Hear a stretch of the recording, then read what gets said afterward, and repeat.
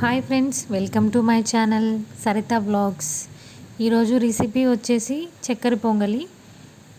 అమ్మవారికి ఎంతో ఇష్టమైన రుచికరమైన పొంగల్ని మనం ఈజీగా ఎలా తయారు చేసుకోవాలో ఇప్పుడు మనం చూసుకుందాము.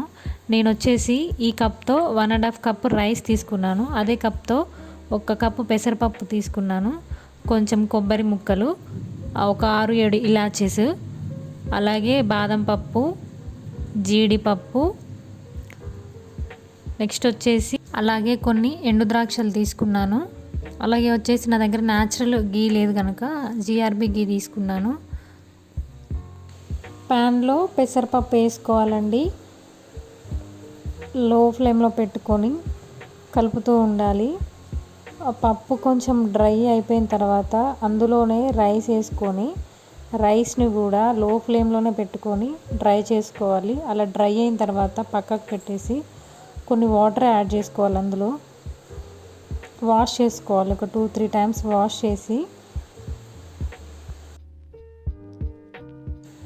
రైస్ని కుక్కర్లోకి తీసుకోవాలండి. కుక్కర్లోకి తీసుకున్న తర్వాత వాటర్ వచ్చేసి మనం తీసుకున్న రైస్ క్వాంటిటీ, పప్పు క్వాంటిటీని చూసుకొని వాటర్ వేసుకోవాలి. నేను 2.5 గ్లాసెస్కి 3.5 వాటర్ వేస్తున్నాను.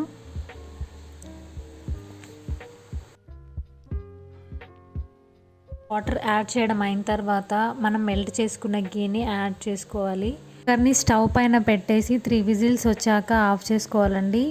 రైస్ అయితే కుక్ అయిపోయిందండి.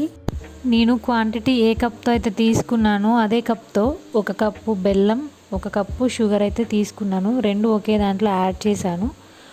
అవి మెల్ట్ అవ్వడానికి కొంచెం అవి మునిగిపోయేలాగా కొంచెం వాటర్ అయితే యాడ్ చేసుకుంటున్నాను.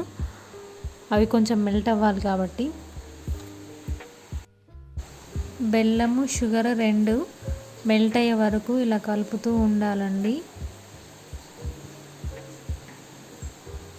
చూసారా, ఇక్కడ కంప్లీట్గా మెల్ట్ అయిపోయింది.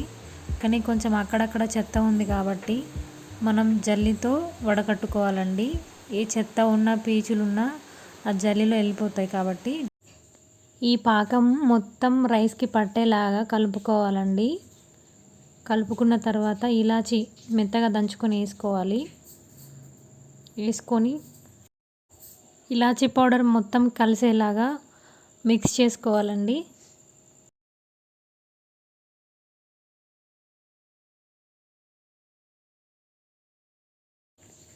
ఇప్పుడు ఇందులోకి కొంచెం గీ తీసుకోవాలండి.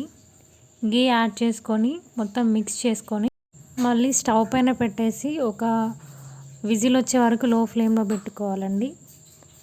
తర్వాత ఒక బౌల్లోకి సర్వ్ చేసుకోవాలి. ఇప్పుడు ఒక ప్యాన్ పెట్టుకొని కొంచెం గీ యాడ్ చేసుకోవాలండి. అందులో జీడిపప్పు, బాదం పప్పు, కొంచెం కొబ్బరి, అది ఎండు కొబ్బరి అయితే ఎండు కొబ్బరి, పచ్చి కొబ్బరి అయితే పచ్చి కొబ్బరి, ఇందులోనే కిస్మిస్లు కూడా యాడ్ చేసుకొని మంచిగా డీప్ ఫ్రై చేసుకోవాలండి.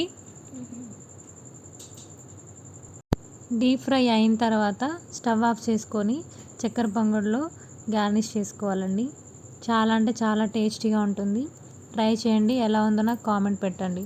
Thank you for watching.